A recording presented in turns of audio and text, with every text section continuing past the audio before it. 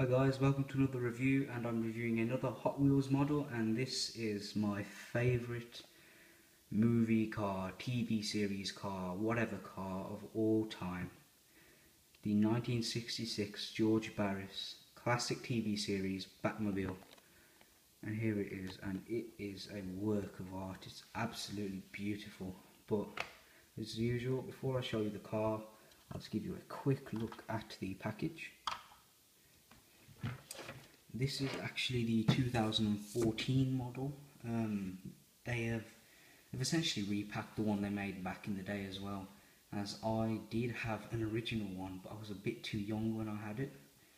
And I'll tell you what happened to that one later on in the review. Here it's got a nice design here on the black part of the package, similar to what the Elite models have. It's got a normal red and yellow Hot Wheels logo here, because it isn't an Elite. It says 1/18th scale, although it really isn't in scale with my 1/18th Ecto 1A, so that's kind of odd, but I don't mind. Here it says Batman Classic TV Series Batmobile with a very nice font, and here Batman Classic TV Series, which looks awesome. Here it says Biff, and there is the price, $49.99. The inside of the package looks really cool as well. It's kind of replicating the opening theme to Batman with a bat signal there, the Batman logo, the buildings, which reminds me of the 60s Spider-Man as well, you know, when you just see him swinging by. It looks pretty cool. This side you just have Kapow, Hot Wheels, and for the adult collector, and then it has French, and which makes me wonder actually, I'll move on to that point in 1 second. It says Biff there, and on this side it says Pow and the exact same stuff. Is Hot Wheels a Canadian-based company? That's all the screws racked in the room, sorry about that. Here you can see 2004, and what I was wondering, is this actually a Canadian-based company? Because it says on, on this side it says imported to Ontario, Canada. Where does it say that? Yeah, there it does, just there, at the very end. So, yeah, I never knew they were Canadian based. I don't mind. I've been to Canada, I liked it. And I'll just open the package. And they have a very unique way of doing these packages. The Ecto 1A had it like this as well, as you can see there. It's part of one package there, which is kind of nice, I suppose. I didn't leave this in the package specifically because of all the screws and everything that would be rolling around, but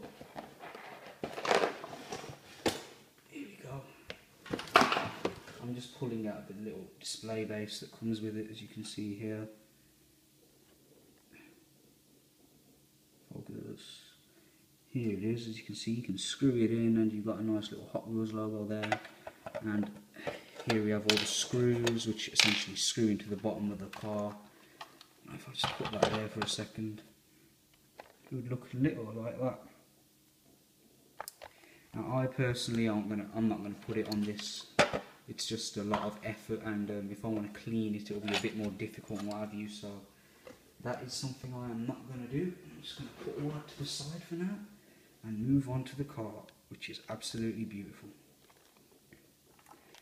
Now, the original one that I had back in the day, I ruined essentially. I saw an Elite version online and didn't realise that this was a normal version, so I tried opening the hood, broke the hood off, and then tried to glue it back down, and little bits of white mist started forming here, and it created like another layer. So I then tried to chisel it away, I ruined it, I tried sharpening it, but I destroyed it. So I bought a new one, and essentially, as far as I'm concerned, it's a replacement, and nobody has to know I ruined my original model. So yeah, here we have the car, and as you can see, it's incredibly dusty. I literally dusted this about a day ago. I just left some on just to see, or just to show you what it gets like. It picks up fingerprints rather badly as well, like the Ecto 1A doesn't. But they made 3 versions of this car now, I think. They made this version, the Elite, no, 4. Then they made the Super Elite, which had like all the labels and stuff everywhere, opening hood and back section to reveal the mobile crime computer. And it had red piping, stuff like that, more accurate sized phone and fire extinguisher. and it had the red piping all on the seats. Super Elite was essentially exactly the same, except I think everything was chromed out and what have you, but I don't really care about that. And the new Elite version, which is like £150 to pre-order on Food and Planet's website, is exactly the same, except it has a Batman here and a Robin here holding the bat phone to his ear, which is really, really nice. But for £150, I can't really justify it because it isn't as detailed as an Ecto 1 car. So yeah, I just decided to pick up the normal version. And I'll just start off showing you the detail on the front and the differences. The Elite version, this grille here, it isn't just sculpted in, it's actually metal, not plastic. No way. Yeah, this is plastic. With it's actually indented and everything. It's not sculpted, but it's a proper grille, like a mesh, which is nice, but I don't mind. Here we have the headlights, looking really nice as usual. And over the years, as George Barris has tinkered with it, he's got labels here saying Bat Ray and stuff like that, which I don't particularly like. On the front here, they did kind of do a bit of a sloppy paint job, but I might just go over that with a red marker, you know, just fix it up a bit. On this side, we've got the nice wheels, which are silver plastic with a red bat on them. It's actually inaccurate, as there's meant to be a silver outline along the bat, but I don't really mind. It's not that big of a deal.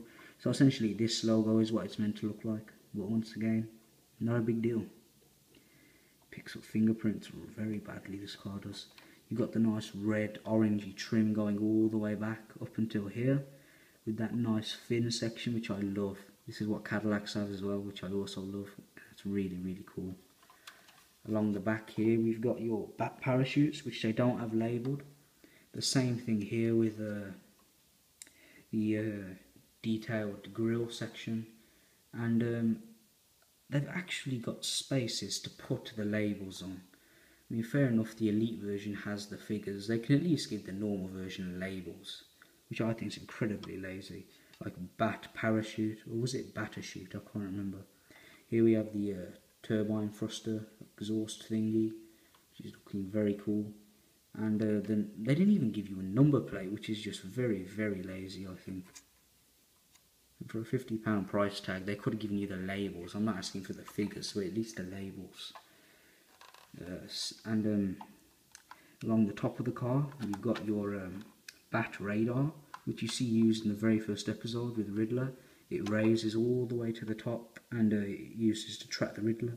Mine's a bit bent, but it's not too big of a deal. I can sort that pretty easily. Here we have the Bataram here, which looks cool. The hood detail is all nice, and the hood and this back section here would be metal on the Elite version, but they're plastic on this version, but I don't mind.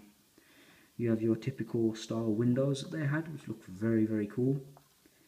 Doors do open, and inside you've got a nice bit of detail on the inside of the door, as you can see there. It looks very, very nice. You've got some kind of locking mechanism for the doors here. There is the steering wheel, which looks very cool and is actually accurately shaped to the one in the series. And just inside there you've got what you want to call that, a gas pedal, you know, gas, clutch, brake. Well, not clutch, but yeah, it is the clutch actually. And they've got a nice texture on the floor here. It isn't exactly a material like with the Ecto 1, but it's still pretty nice.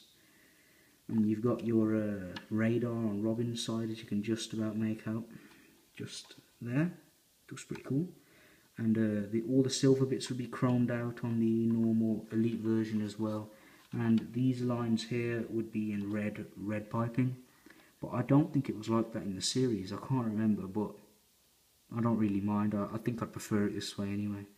The phone is a bit oversized, yes, I know that, but it's not majorly oversized, so I'm not that bothered by it. And there's no cord, which is kind of annoying, but yeah. They only did half of the fire extinguisher, kind of cheaped out. And on the normal version, it has the full fire extinguisher, but oh well. You've got some nice button detail and what have you. And there we have a lever for emergency bat turns. And the other version also has the sticker or label for that. This version doesn't, which is annoying. Here we have a siren, which looks pretty cool. And yeah, that's essentially all the inside detail. Robin's door also opens, except his is a bit stiffer. I'm just using my imagination, and I think it's because Robin wouldn't normally open the door, he'd jump over the top. That's why this one's stiffer. Anyway, moving on. Here we have your missile launchers, which people confuse for exhausts. They are plastic, coloured in silver, but I like them.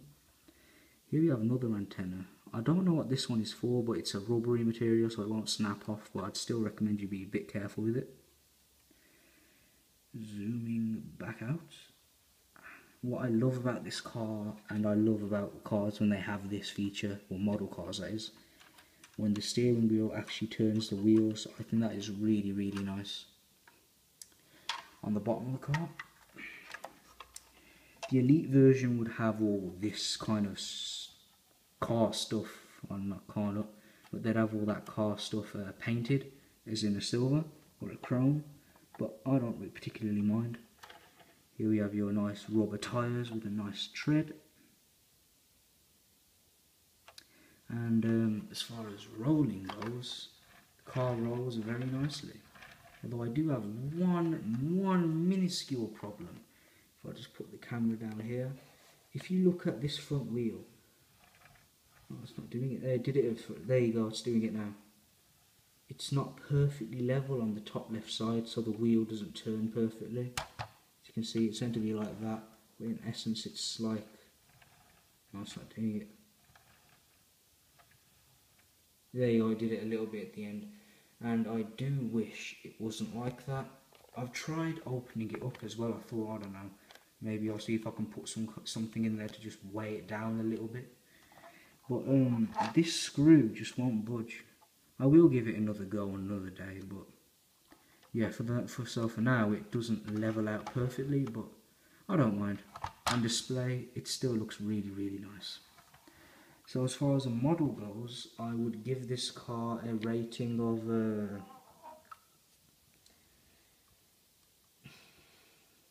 I'm going to give it a 7 out of 10. Mainly because I think they were very lazy with it. I mean, fair enough, it's not the Elite version, but they could have given us the labels. And fair enough, they could have kept the hood and everything shut on this version, and the grille the same, but I just wanted labels and a number plate. It's like with the Heritage, I think they call it, the Heritage Ecto 1. It had all the same detail as the Elite version. To my knowledge it did anyway, except the back doors, the hood, and the back opening door with the proton packs didn't open. But apart from that, all the same detail was replicated. And I do wish they just gave us a more accurate sized phone, the accurate fire extinguisher, and labels. I really do want it. I really wanted labels on this, because that's what I loved about the 60s Batman. They would label everything, literally anything they would label. Anything that could be labelled, they would label. So yeah, it's a bit disappointing, but I still love this car. It's a die-cast Hot Wheels car. They're all very nice. And yeah, it's a very, very nice car. I'd highly recommend you pick one up.